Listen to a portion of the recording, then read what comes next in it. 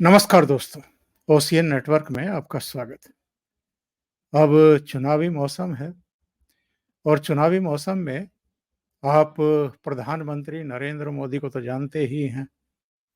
हर रोज उनकी 2-2, 3-3 रैलियां होती हैं, अलग-अलग राज्यों में होती हैं। और बृहस्पतिवार को भी बिहार में जमुई में भी रैली थी, उसके बाद पश्चिम बंगाल भी पहुंच गए। और उनकी जो व्यस्तता है, उनकी जो ऊर्जा है, वो उनके विरोधियों को भी परेशान रखती है और जो उनके सहयोगी हैं, उनमें तो एक अलग तरह की ऊर्जा का एक तरीके से संचार कर देती है। आज बात करेंगे हम जमुई रैली की। इसके अलावा जो प्रधानमंत्री ने वहाँ से संकेत और संदेश दिए हैं, पाकिस्तान को भी दिए हैं, चीन को भी दिए हैं कि हम तो घुस कर के मारते हैं। ये बदला हुआ भारत है। इसके अलावा नीतीश बाबू किस तरीके से गदगद थे आज, किस तरह भारतीय जनता पार्टी की तारीफों के पुल बांध रहे थे और प्रधानमंत्री नरेंद्र मोदी ने जिस तरीके से चिराग पासवान को अपना छोटा भाई कह करके संबोधित किया, एक्चुअल में इसके राजनीतिक मायने क्या हैं और इम्पैक्ट क्या होने वाला है, ये भी जरा समझने की कोशिश करेंगे। और उस पूरे इलाके में पिछले 4 दिन से अभिषेक तिवारी वहीं थे, देख रहे थे, ज़मीनी ग्राउंड को भाँप रहे थे, लोगों की नब्ज़ टटोलने की कोशिश कर रहे थे। तो वो हमें जो कहते हैं ना कि ग्राउंड ज़ीरो, तो वहाँ की रिपोर्ट देंगे। और क्या बिहार की सभी 40 सीटें भारतीय जनता पार्टी और एनडीए और उसके घटक दल जीत पाएँगे? इस पर भी चर्चा करेंगे। तो चलिए सीधे पटना से जुड़ जाते हैं अभिषेक तिवारी के साथ और फिर चर्चा को आगे बढ़ाते हैं। अभिषेक जी, बहुत स्वागत है आपका। ओमकार सर, आपको प्रणाम और आपके सभी दर्शकों को, ओशियन नेटवर्क के सभी दर्शकों को प्रणाम, नमस्कार। बहुत-बहुत स्वागत है, नमस्कार। आप सीधे जमुई से चल कर के आ रहे हैं जी। और आकर के सीधे मेरे शो से जुड़ गए। तो ये बताइए कि जमुई में जो जनसभा थी और जो कुल मिलाकर के भाषणों पर लोगों के रिएक्शंस थे, वो किस तरह के थे और उससे आप क्या संदेश और संकेत निकाल पाए हैं? सर, जमुई को मैं पिछले 4 दिन से और दूसरे चैनल्स पे मैंने वीडियोज़ भी अपलोड किए हैं। लेकिन जमुई को जब मैं ओवरऑल देखने गया था, बड़ा छोटा लोकसभा है और वहाँ पर 2 मुद्दा चल रहा था, बाहरी बनाम जो भी एक मुद्दा है कि जो चिराग पासवान के तरफ से कैंडिडेट हैं अरुण भारती जी, क्या वो बाहरी हैं? एंड द सेकंड पार्ट कि वहाँ की बेटी हैं क्या अर्चना रविदास। लेकिन इस पे मैं आऊँ जमुई पे, उससे पहले मैं एक बात बताऊँ सर, सिंगापुर से फ्लाइट लेकर के एक और आरजेडी की कैंडिडेट सीधे सारण उतरी और कहा ये तो मेरा मायका है, यहीं की बेटी हूँ, ये बात ठीक है। राहुल गांधी वायनाड से हैं। अब हमें सब परिभाषा बदलनी होगी, बाबा साहब अम्बेडकर के संविधान में ये सब बातें जो लिखी है उसको बदलना पड़ेगा मुझे लगता है। लेकिन अब जमुई की जनता कितनी समझदार है, आपको 3 चीजें बताऊंगा sir. Electoral bond, EVM, Ram मंदिर। जमुई के अंदर ऐसा कोई मुद्दा नहीं है जो नेशनल मीडिया सोच सकती है और उसके प्रति अवेयर नहीं है वहां की जनता। बहुत अवेयर, बहुत समझदार। और एक दर्शक से मैं एक जो हमारा, चूंकि दर्शक ही कहेंगे वहां पे, हालांकि यूं कह सकते हैं जमुई का रहने वाले थे, मोहम्मद सलमान से मेरी बात हो रही थी। उन्होंने कहा कि रमजान में मैं हूं और झूठ नहीं बोलूंगा। मोदी जी ने घर दिया, शौचालय का पैसा दिया, हर महीने पैसा आता है। हमने पूछा प्रधानमंत्री कैसे हैं? बोले उनके जैसा प्रधानमंत्री हम देखे ही नहीं, हम नहीं देखे। और वो रैंडम मेरी विजिट थी एक गांव में। दर्शक अगर देखेंगे उसको, इनफैक्ट देखा भी होगा बहुत सारे दर्शकों ने, तो बैकग्राउंड में वो खेत नजर आ रहा होगा सर। वो गेहूं का खेत है। अभिषार शर्मा को मैं बताऊं सर, गेहूं और धान 2 अलग अलग फसल होती है, कुछ लोगों को पता नहीं होता। लेकिन हम वहां नहीं जाएंगे। आपने जो पूछा कि मोदी जी के प्रति क्रेज, मैंने जो जमुई में देखा है उसका वाइब्रेशन है सर।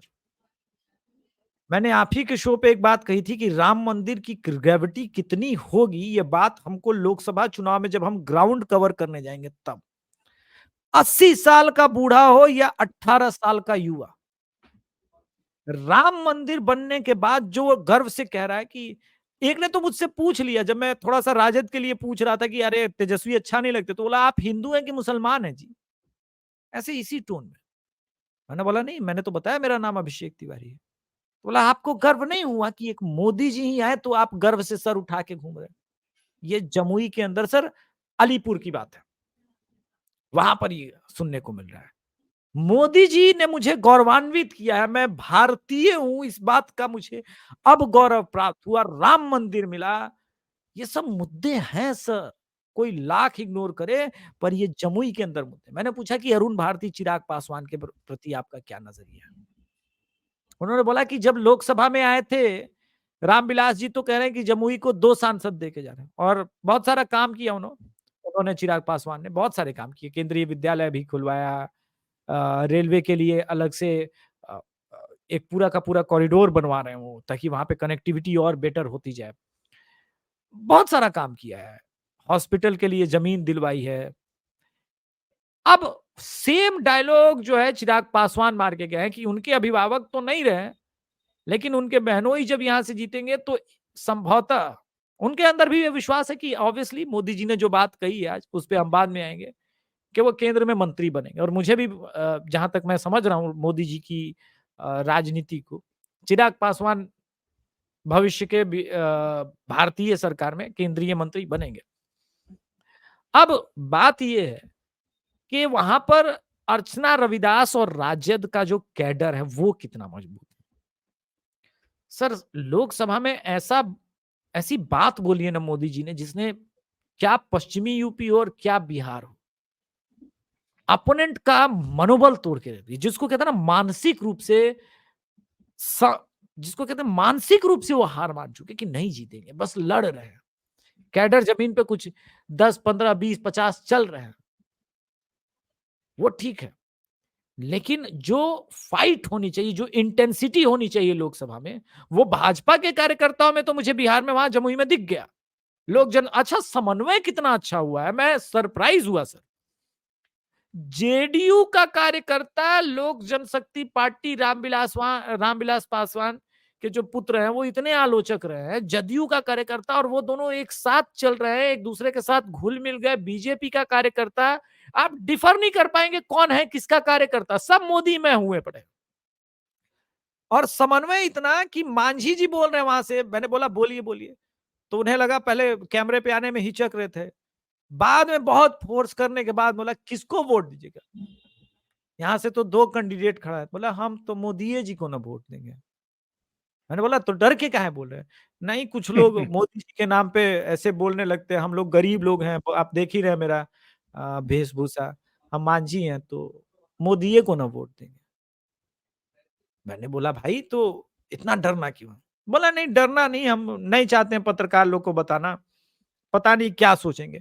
अब वो सर गाँव में मैं क्या बताऊँ आपको, दोनों तरफ पगडंडियाँ हैं, चारों तरफ खेत है, उनके बीच में वो भैंस वगैरह सब चरा रहे थे और मैंने उनसे वो ग्राउंड पूछा, वो लगभग 40 डिग्री के आसपास सूर्यदेव भी अ, टॉर्चर कर रहे थे, बोला देखना है आज तुम्हारा भी परिश्रम कितना ग्राउंड पे जा रहे हो कवर करने।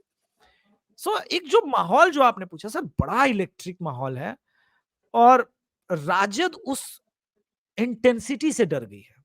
उसे समझ में नहीं आ रहा है कि इससे लड़े कैसे, क्योंकि कांग्रेस का सपोर्ट नहीं है उसके पास और वाम दलों का थोड़ा बहुत सपोर्ट है। जमुई में वाम दल कभी हुआ करते थे, लेकिन अब नीतीश कुमार के आने के बाद बहुत सारी चीजें बदली, क्योंकि कनेक्टिविटी हो गई, इलेक्ट्रिसिटी आ गई। आप देखेंगे सर जहां जहां ये सारी चीजें हुई वहां से वाम दल साफ होता गया। जैसे ही लोगों ने विकास देखा, झोला उठाना छोड़ दिया इनके पीछे, लाल सलाम बोलना छोड़ दिया, तो जमुई से वो गायब हो गए। अब गायब हो गए तो राजद अकेले पड़ गया है। इसी वजह से ये एक तरफा जा रहा है अब मामला जमुई में।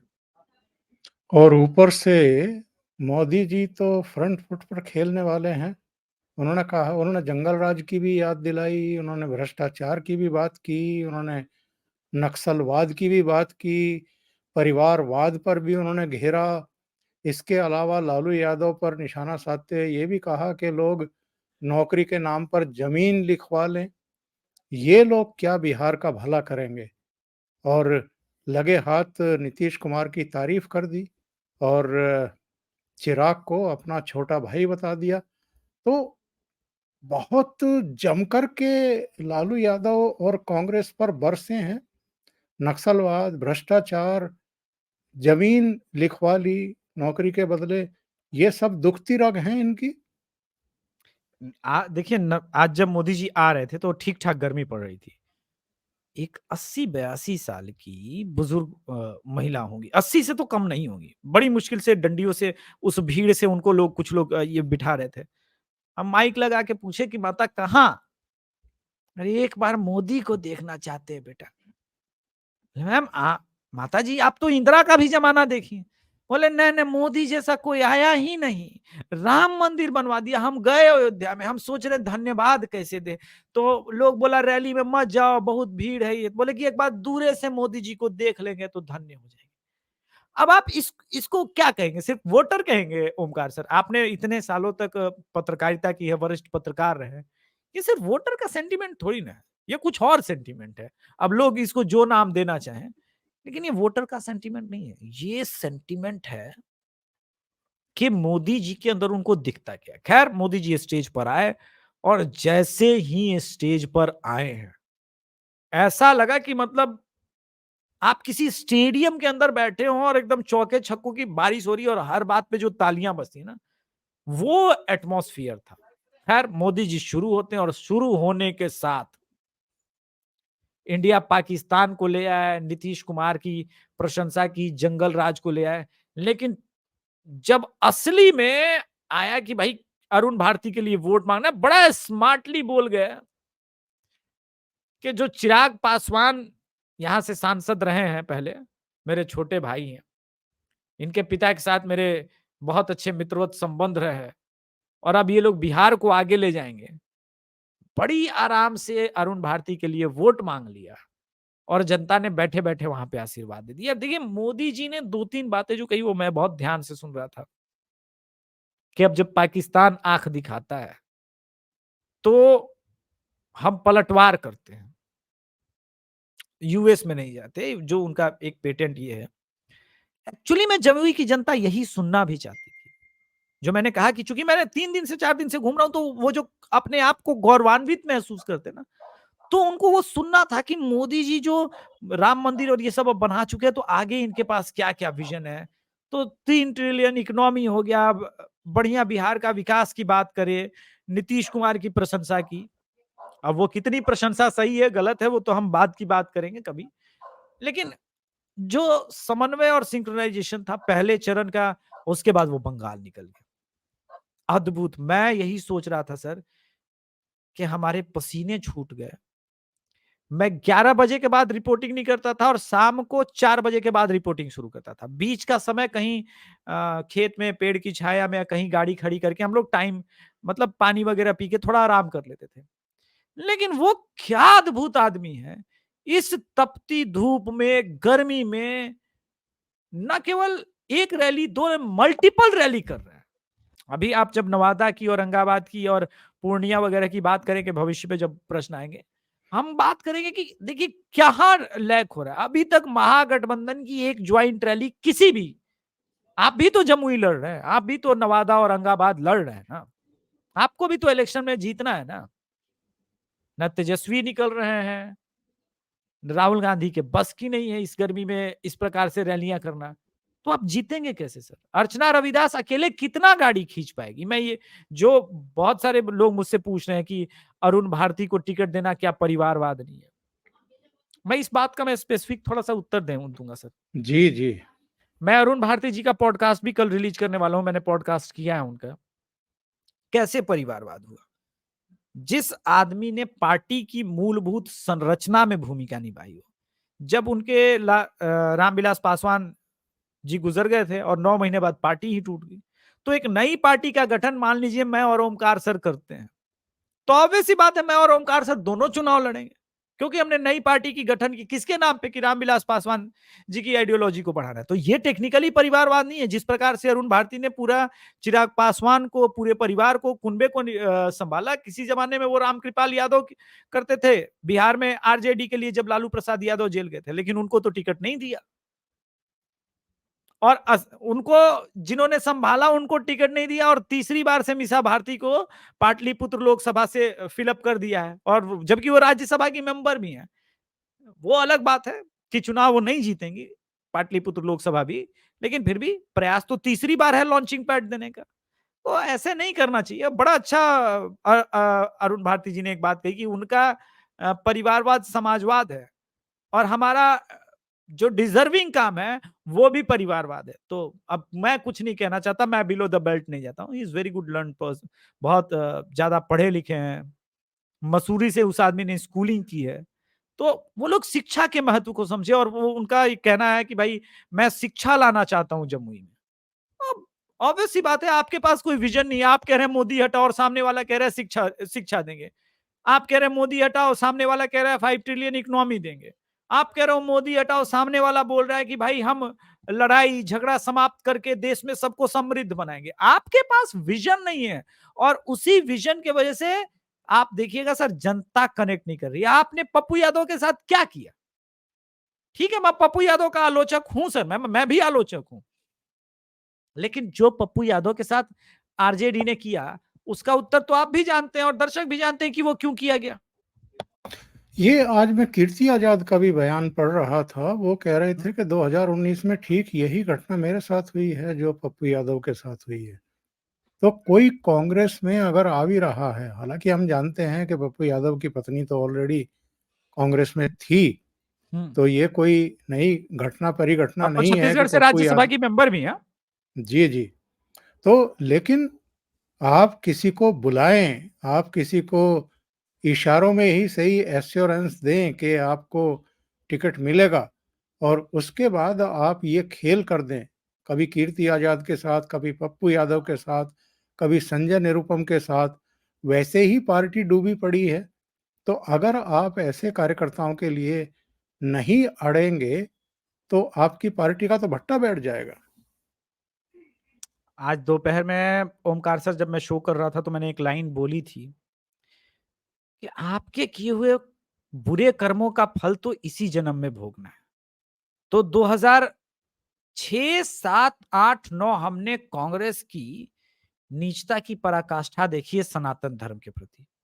अब हम कांग्रेस को अपनी आंखों के सामने बर्बाद होते देखे। अशोक चौहान के गए, आज गौरव वल्लभ ने जो चिट्ठी लिखी है वो हर कांग्रेसी को, हर भाजपाई को, हर एक देशवासी को पढ़ना चाहिए कि किस प्रकार से सनातन धर्म के विरोध में जाते जाते, देखिए पता है ओमकार सर, ये लेफ्टिस्ट पत्रकारों के चंगुल में फंस गई। इन्हें लगता है कि ये लोग भी कुलदीप नैयर, खुशवंत सिंह हैं और ये लोग फिर से हमारी सरकार बनवा देंगे। अरे उस वक्त एडिटोरियल में उन्हीं का लेख छपता था, उन्हीं को लोग जानते थे, उन्हीं को समझते थे। आज ओमकार चौधरी सर का 2 चैनल है, यूट्यूब पे आते हैं, फेसबुक पे आते हैं, जेडी आता है, अभिषेक तिवारी आते हैं, और ऐसे मल्टीपल अजीत भारती, न जाने कितने चैनल, अविनाश सिंह, बहुत सारे चैनल है, कितना मैं ये कह रहा हूं कि सब आते हैं, और हम लोग हर एक शो पे विश्लेषण करते हैं, बताते हैं कि कहां क्या कांग्रेस की मूर्खता है, गलतियां है। कांग्रेस तब तक रिवाइव नहीं हो सकती जब तक ये खान मार्केट गैंग और वाम, एक्चुअली कांग्रेस वामपंथी हो गई है। इसका भी उत्तर मुझे जमुई में मिला, ये मैं बताना भूल गया। घाक कांग्रेस समर्थक मिला। मैंने उससे पूछा वोट किसको दोगे, बोला राजद को दूंगा। बोला मोदी कैसे लगते, बोला बड़ा अच्छा प्रधानमंत्री है। मैंने बोला फिर वोट क्यों नहीं दोगे, बोला मैं मजबूर हूं। मैंने बोला कि अच्छा चुनाव कौन जीतेगा, तो उसने बड़े आराम से कहा कि मोदी जी 400 सीट जीत जाएंगे। मैंने पूछा फिर दिक्कत क्या है, क्यों नहीं कांग्रेस जीत रही है, तो बोला कि सेवा दल खत्म हो गया, सेवा दल की जगह आरएसएस ने ले ली। आज सेवा, और आप सेवा दल कैसे जारी रख सकते? वो लोग सेवा दल के लोग, अगर आप राम मंदिर का विरोध करेंगे तो सेवा दल के लोग बर्दाश्त करते नहीं, करते ना। तो कांग्रेस की तो कोर आइडियोलॉजी ही खत्म होगी, जो कभी कांग्रेस किसी समय में हुआ करती थी, कुछ भी जिस प्रकार के जो भी ठीक-ठाक जो भी ये था। वो तो है ही नहीं। आप तो देश विरोध पे उतर आए हो। मोदी कुछ भी अच्छा करेगा तो आपको गाली देना है। तो ये सारी बातें बताती हैं कि जनता सोशल मीडिया आने के बाद कितना ओमकार सर मैच्योर हो गई है। ये इनके झांसे में नहीं आ रही है। तो पप्पू यादव का जो आपने प्रश्न पूछा ना ओमकार सर, उसका एक लाइन का उत्तर ये है कि बेटे का करियर बचाना था। एक बड़ा यादव नेता अगर कांग्रेस में चला जाता और वो पूर्णिया से 1 सेकंड के लिए मानते चुनाव जीत जाता है। मैं इसलिए मानता हूं कि जीत सकता था अगर पप्पू यादव लड़ता तो, क्योंकि किसी समय में जब अपने शबाब पर था राजद, उस वक्त निर्दलीय पप्पू यादव जीत गए थे चुनाव, और पप्पू यादव जब जेल में थे तब उनकी माता को लगभग 2 लाख वोट मिल गया था, और वो जेल में थे और एक दिन कैंपेन नहीं किया था। इस बार तो पप्पू यादव की अपनी राजनीतिक लड़ाई होती, प्लस आरजेडी का वोट होता, प्लस कांग्रेस का भी थोड़ा बहुत वोट होता, और अपनी राजनीतिक भूमि है ही, तो मुश्किल होता। तो लालू यादव को लगा कि मैं जब कल को नहीं रहूंगा और कांग्रेस के पास पप्पू यादव जैसा बड़ा यादव लीडर हो जाएगा, तब तो सीमांचल की सीटें, बहुत सारी सीटें, और फिर मेरे बेटे का राजनीतिक भविष्य संभवतः खतरे में पड़ जाएगा। तो इसका राजनीति समाप्त हो। वैसे मुझे जरा भी इस बात का दुख नहीं है, पछतावा नहीं है। मैं पप्पू यादव की राजनीति से कभी सहमत नहीं रहा हूं, लेकिन मैं ये बता रहा हूं कि जो इंडिया, आपने एक बहुत अच्छा शो किया था, आज से 6-7 महीने हो गए, ओशियन नेटवर्क पे आपने एक शो किया था, जब आपने बताया था कि दिसंबर आते-आते ये इंडिया अलायंस, जो इंडिया अलायंस वगैरह है, वो नहीं रहेगा।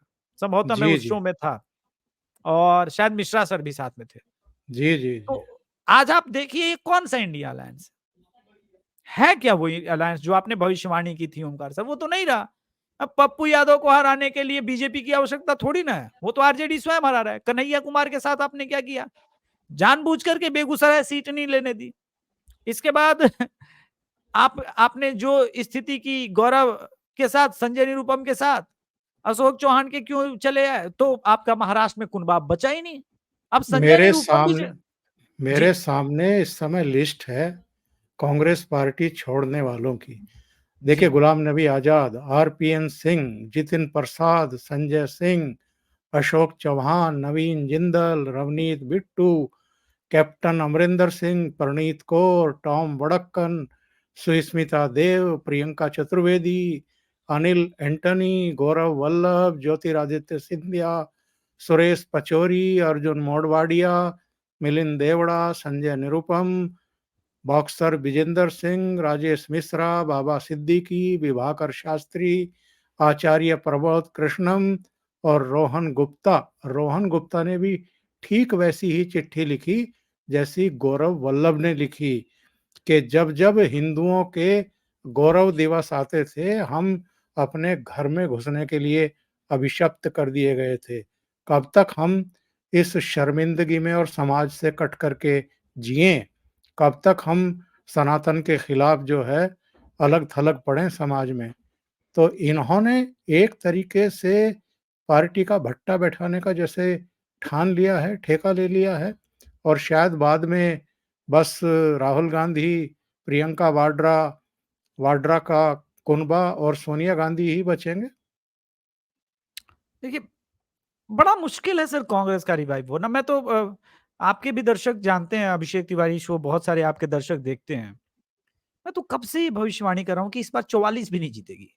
44 से 54 पहुंची, इस बार बिलो 44 रहेगी। अब वो 40 होता है, 39 होता है, 35 होता है, भगवान जाने। क्योंकि आप लोअर लेवल कहाँ तक, कांग्रेस, सिर्फ ये कांग्रेस का डाउनफॉल सीटों में नहीं है। कांग्रेस नैतिक रूप से इतनी पतित हो गई है ना।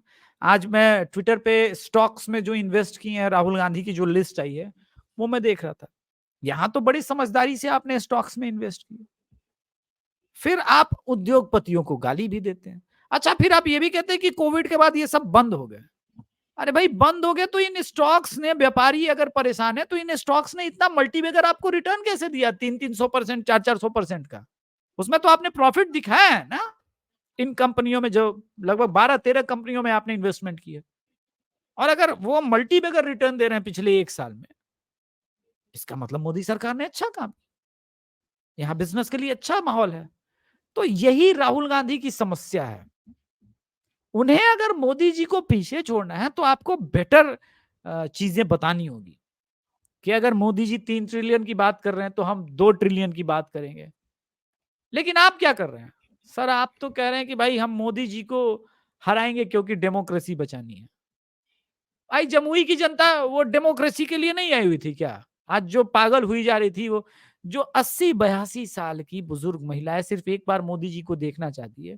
उन्होंने कांग्रेस का राशन नहीं देखा होगा ना, राजद भी देखा होगा, कांग्रेस भी देखा होगा, सब देखा होगा।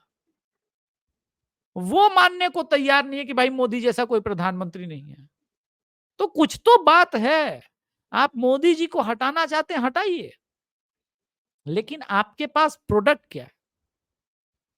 आपके पास कोई प्रोडक्ट ही नहीं है। आपका प्रोडक्ट उत्तर प्रदेश में कुछ और होता है, कर्नाटक में कहते हैं कि हमको लोकसभा में ज्यादा सीटें नहीं आई तो हम फ्री बस पास देना बंद करेंगे। इसको धमकी बोलते हैं भाई, इसको धमकी बोलते हैं। आपकी पार्टी के समर्थक डीएमके वाले कहते हैं कि हम इरेडिकेट सनातन धर्म कर देंगे, और आपको लगता है कि बिहार में उसका प्रभाव नहीं होगा। बिहार में तो सोशल मीडिया है ही नहीं, बिहारियों को कुछ पता ही नहीं है। और जमुई की जनता बोल रही है कि सनातन धर्म को मिटाने वाले कैसे दें, आप हिंदू हैं कि मुसलमान हैं जी? मुझसे प्रश्न उल्टा पूछ लिया। तो समस्या गंभीर है ओमकार सर, और इस समस्या का निवारण कांग्रेस को स्वयं ढूंढना होगा। इसमें मैं या आप कुछ नहीं कर सकते। पर एक ऑनेस्ट सलाह है, ये जो खान मार्केट गैंग के छपरी यूट्यूबर जिनको आप लोग बहुत बड़ा पत्रकार समझते हैं ना, सबसे पहले इनकी छत्र छाया से निकल जाइए। ये फैक्ट चेकर और न्याय यात्रा में घूमे थे ना, ये फर्जी यूट्यूबर्स को भी हटा दीजिए। राहुल गांधी वास्तव में सही में भारत दर्शन करे अगले 5 साल, राजनीति ना करे, सिर्फ भारत दर्शन करे। फिर उनको समझ में आएगा कि आप तमिलनाडु में जिस सनातन संस्कृति को मिटाने वाले जॉर्ज पुनैया से मिल के आए हैं वो इतना आसान नहीं। तो एक लाइन में और कंक्लूड करूंगा सर, सनातन तो मिटाने चले थे, सनातन मिटा नहीं पाए। हम और आप बैठ करके आने वाले समय में कांग्रेस को मिटते हुए देखेंगे। अभिषेक जी बहुत बहुत धन्यवाद ओशियन नेटवर्क के लिए इतना समय निकालने के लिए और कई मुद्दों पर बहुत गहन चिंतन मनन करके उस पर समीक्षात्मक विचार रखने के लिए। Thank you so much. नमस्कार। ओमकार सर आपको प्रणाम, आपके सभी दर्शकों को नमस्कार। जय श्री राम। जय श्री राम।